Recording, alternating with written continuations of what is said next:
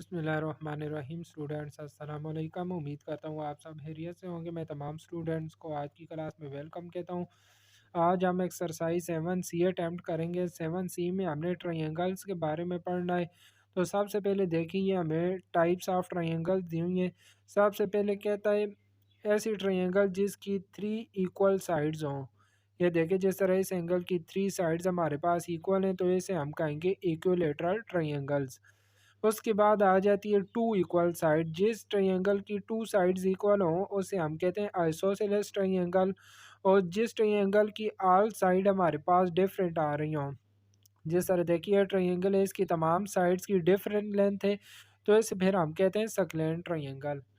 फिर आ जाती है right angle triangle. Right angle triangle हमारे पास वो होती है जिसमें हमारे पास एक एंगल 90 डिग्री का आ रहा हो। आपको पता है कि राइट एंगल हमारे पास 90 डिग्री का होता है। तो जिस ट्रायंगल में एक एंगल 90 डिग्री का आ रहा होगा उसे हम कहेंगे right angle triangle. Acute angle हमने पढ़ा हुआ है कि जो लेस देन 90 डिग्री हो। तो जिस ट्रायंगल के तीनों एंगल हमारे पास लेस देन 90 डिग्री होंगे फिर उस ट्रायंगल को कहते हैं acute angle triangle. And obtuse angle आपको पता है जो ग्रेटर देन 90 डिग्री हो। तो जिस ट्रायंगल का एक एंगल हमारे पास ग्रेटर देन 90 डिग्री आ जाएगा फिर उस ट्रायंगल को हम कहते हैं ऑब्ट्यूज एंगल ट्रायंगल। फिर इसने आगे मज़ीद इक्विलेटरल आइसोसेलेट्स और सगलेंट ट्रायंगल के बारे में बताया। वो कहता है इक्विलेटरल ट्रायंगल की आपको पता है 3 साइड्स इक्वल होती हैं।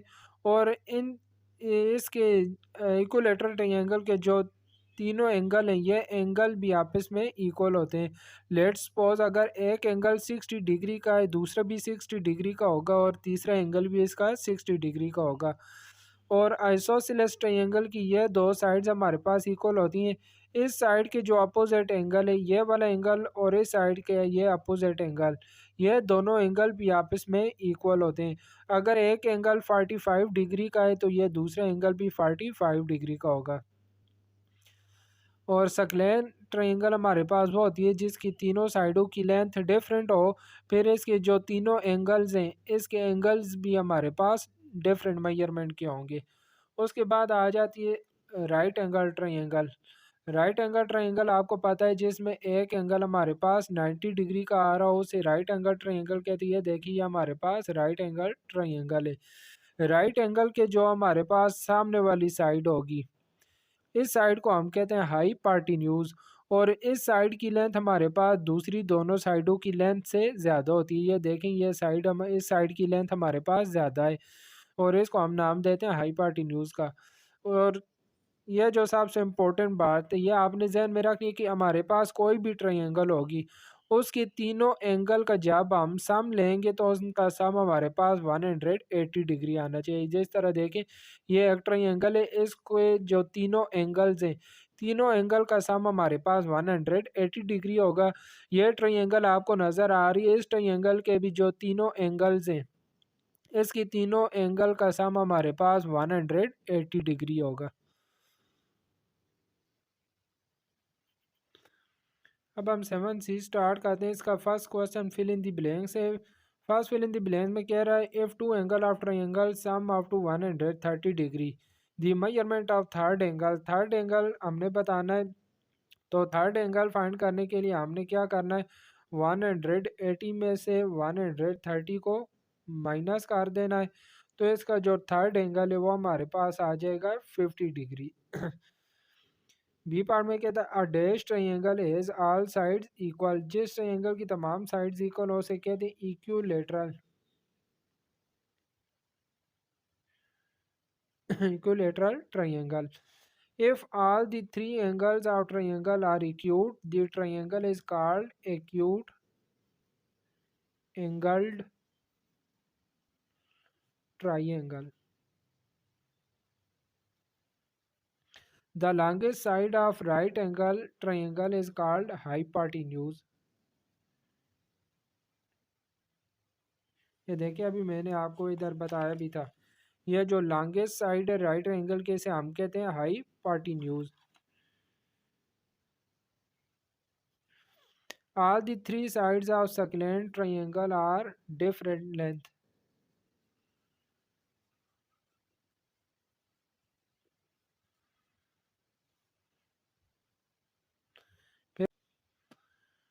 Question two, true false statement है। फर्स्ट स्टेटमेंट में कहता है the side opposite the smallest angle of triangle is the smallest. तो स्मॉलेस्ट एंगल की जो अपोजिट साइड होगी वो भी हमारे पास स्मॉलेस्ट ही होगी, तो ये स्टेटमेंट ट्रू है।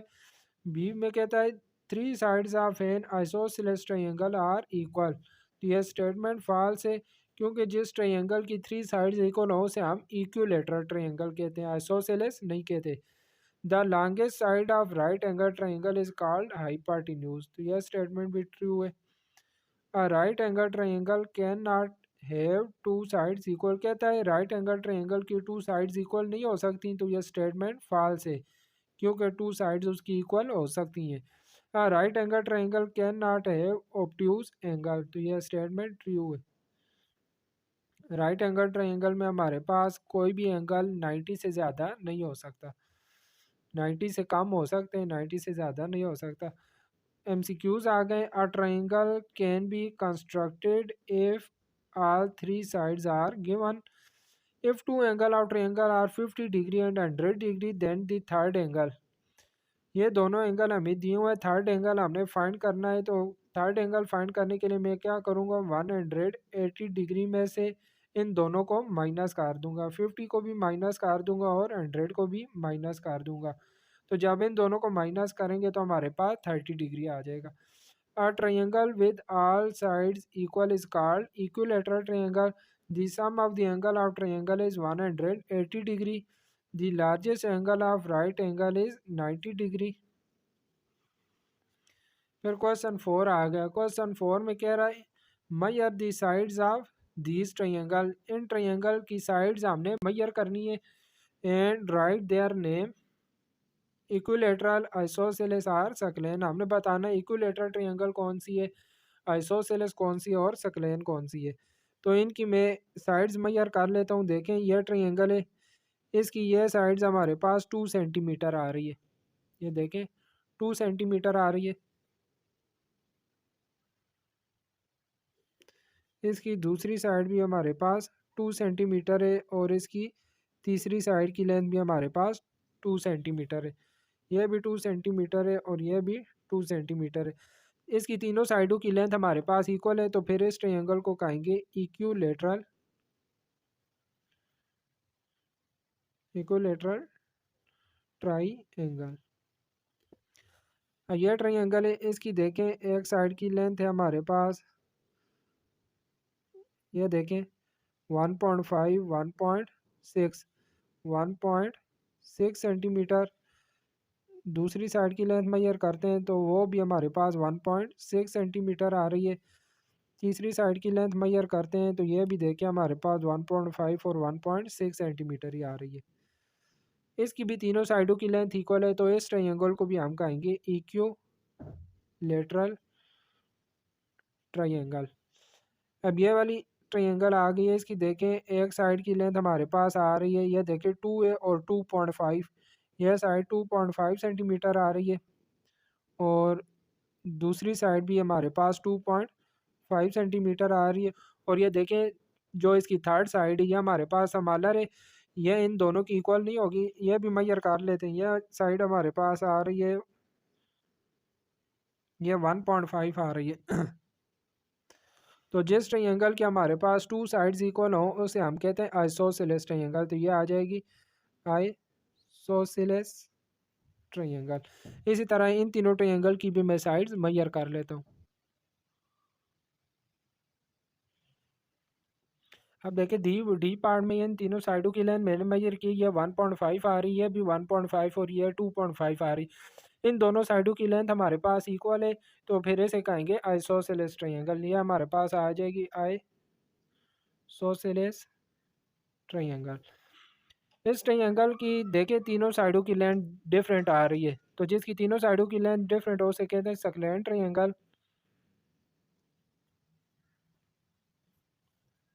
इस ट्रायंगल में भी तीनों साइडों की लेंथ हमारे पास डिफरेंट आ रही है, तो इसे भी कहेंगे सक्लेन ट्रायंगल। क्वेश्चन 5 में कहता है look at the figures carefully and right the letters in the correct column. ये जो लेटर इन ट्रायंगल्स के अंदर लिखे हुए हैं इनको हमने करेक्ट कॉलम में लिखना है। पहले कॉलम में राइट एंगल ट्रायंगल बतानी है कि इनमें राइट एंगल ट्रायंगल्स कौन सी है। राइट एंगल ट्रायंगल वो होती है जिसमें एक एंगल हमारे पास 90 डिग्री का आ रहा हो। एक्यूट एंगल ट्रायंगल वो होती है जिसके तीनों एंगल्स हमारे पास लेस देन 90 डिग्री हों। एंड ऑब्ट्यूज एंगल ट्रायंगल वो होती है जिसका एक एंगल हमारे पास ग्रेटर देन 90 डिग्री हो। तो यहाँ पर देखें ये जो ट्रायंगल सी और डी है, सी में भी ये एंगल 90 डिग्री का आ रहा है, डी में भी एक एंगल 90 डिग्री का आ रहा है। तो सी और डी हमारे पास राइट ट्रायंगल है, सी और डी। इस तरह एक्यूट एंगल ट्रायंगल जिसके तीनों एंगल लेस देन 90 डिग्री हैं। तो देखें इस ट्रायंगल में भी तीनों एंगल लेस देन 90 डिग्री आ रहे हैं, इसमें भी और इस ट्रायंगल में भी। तो ए बी और ई ये हमारे पास एक्यूट एंगल ट्रायंगल आ जाएंगी, ए बी और ई। ऑब्ट्यूज एंगल ट्रायंगल होती है जिसका एक एंगल ग्रेटर देन 90 डिग्री हो। देखें इसका भी ये एंगल ग्रेटर देन 90 डिग्री है, इसका भी ये एंगल ग्रेटर देन 90 डिग्री है। तो एफ और जी हमारे पास ऑब्ट्यूज एंगल ट्रायंगल होंगी। क्वेश्चन 6 इसमें कह रहा है measure the angles of these triangles. ये जो हमें ट्रायंगल्स दी गई हैं इनके हमने एंगल मैयर करने एंड रिकॉर्ड यूर फाइंडिंग, और जो एंगल मैयर करने हैं वो हमने इधर लिखने हैं। फर्स्ट देखें ये एक्स एंगल में मैयर करता हूँ, इसके लिए प्रोटेक्टर को मैं एक्स पॉइंट पे रखूँगा। ये देखें प्रोटेक्टर को मैंने पॉइंट एक्स पे रखा, जीरो लाइन नीचे वाली लाइन के बिल्कुल ऊपर आनी चाहिए, और ये लाइन देखें हमारे पास 50 डिग्री पे आ रही है, तो ये एक्स एंगल आ जाएगा हमारे पास 50 डिग्री। अब जेड एंगल फाइंड करने के लिए प्रोटेक्टर को मैंने पॉइंट जेड पे रखा है, नीचे वाली लाइन जीरो लाइन पे आ रही है, और ये देखें ये जो दूसरी लाइन थी ये हमारे पास आ रही है 40 डिग्री पे, तो जेड एंगल आ जाएगा हमारे पास 40 डिग्री। अब वाई फाइंड करने के लिए वाई एंगल फाइंड करने के लिए एंगल वाई फाइंड करने के लिए 180 में से मैं इन दोनों को माइनस कर दूंगा, 180 माइनस 50 और माइनस 40 डिग्री। तो 180 में से जब इन दोनों टर्म्स को हम माइनस करेंगे तो एंगल वाई हमारे पास आ जाएगा 90 डिग्री। तो वाई हमारे पास आ जाएगा 90 डिग्री। इसी तरह इस ट्रायंगल की भी एंगल में मेजर कर लेता हूँ। पहले वाई मेजर करते हैं। तो ये देखें प्रोटेक्टर को मैंने पॉइंट वाई पे रखा, यह नीचे वाली लाइन जीरो लाइन पे आ रही है, और यह देखिए ये लाइन हमारे पास 30 डिग्री पे आ रही है। तो वाई एंगल हमारे पास आ जाएगा 30 डिग्री, या वाई आ जाएगा 30 डिग्री। अब मैं एंगल जेड मेजर कर लेता हूँ। एंगल जेड मेजर करने के लिए देखें प्रोटेक्टर को मैं पॉइंट जेड पे रखता हूँ, या प्रोटेक्टर को मैंने पॉइंट जेड पे रखा, और ये जो एक्स जेड लाइन है, एक्स से जेड वाली लाइन हमारे पास जीरो लाइन के बिल्कुल नीचे आ रही है, और ये वाली लाइन हमारे पास 20 डिग्री वाली लाइन के नीचे आ रही है। तो यहाँ पर एंगल हमारे पास 20 डिग्री आ जाएगा। ये जो जेड एंगल है, जेड एंगल हमारे पास 20 डिग्री आ गया। अब एक्स फाइंड करने के लिए एंगल एक्स फाइंड करने के लिए 180 डिग्री में से मैं 20 और 30 को माइनस कर दूंगा, 20 माइनस 30। तो 180 में से जब आप 20 और 30 दोनों को माइनस करेंगे तो ये आ जाएगा हमारे पास 130 डिग्री।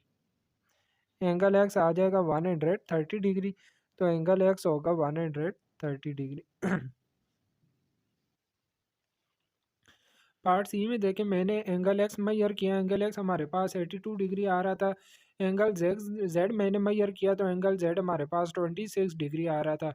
फिर वाई के लिए मैंने 180 में से 82 और 26 दोनों को माइनस कर दिया। देखें जब आप 180 डिग्री में से माइनस करेंगे 82 को और 26 को, इन दोनों को जब आप माइनस करेंगे तो आंसर आपके पास आ जाएगा 72 डिग्री। इसी तरह और दूसरी बात, एक बात आपने जहन में रखनी है, जब आप खुद प्रोटेक्टर की मदद से एंगल मेजर करेंगे तो ज़रूरी नहीं है कि आपका आंसर बुक वाले जो आंसर है या मेजरमेंट है उसके साथ मैच करे। जब आप खुद मेजर करेंगे तो एक एक आध डिग्री का डिफरेंस आ सकता है। इसी तरह डी पार्ट में हमारे पास देखें एंगल जेड मैंने मेजर किया है तो यह हमारे पास 25 डिग्री आ गया है। एंगल एक्स मैंने मेजर किया है तो 55 डिग्री आया है। फिर वाई की वैल्यू फाइंड करने के लिए 180 में से इन दोनों को मैंने माइनस कर दिया। जब इन दोनों को देखें माइनस करेंगे 180 में से मैं माइनस करता हूँ 25 को और 55 को, तो ये हमारे पास आ जाता है 100 डिग्री। एंगल वाई आ जाएगा 100 डिग्री। ई पार्ट में इन दोनों की मैंने मेजरमेंट की है, तो एक 22 डिग्री आया, दूसरा 70।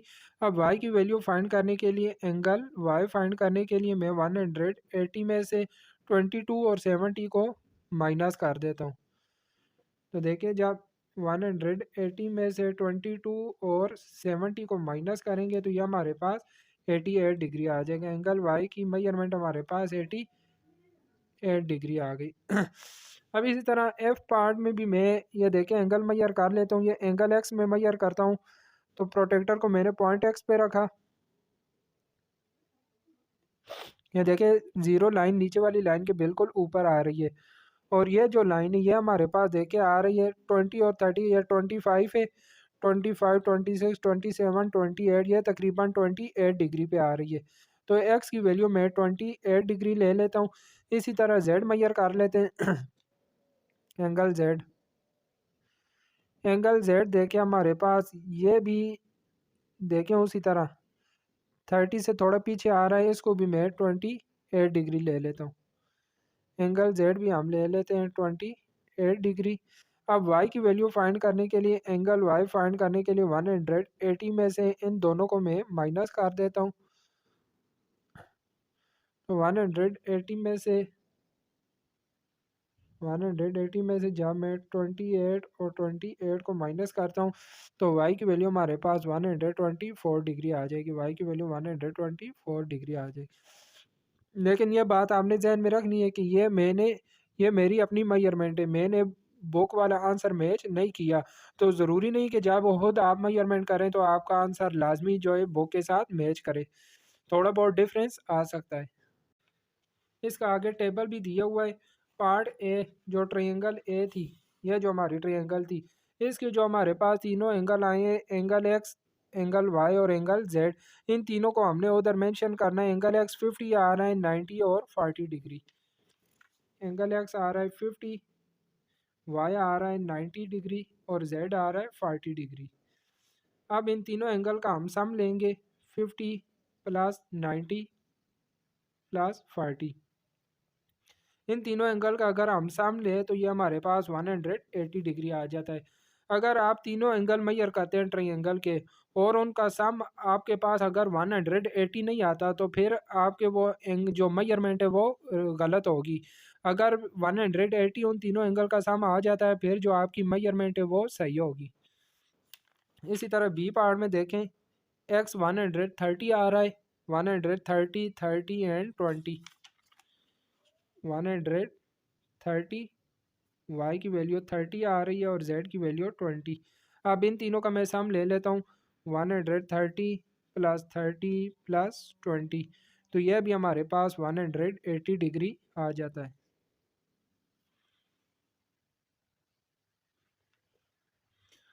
ये देखिए जितनी भी मैंने मेजरमेंट की हैं तीनों एंगल का सम हमारे पास 180 डिग्री आ रहा है। इसका मतलब है कि हमारी मेजरमेंट ट्रू है। यह पार्ट में एक्स एंगल 28 आ रहा है, वाई 124 आ रहा है और जेड 28 आ रहा है।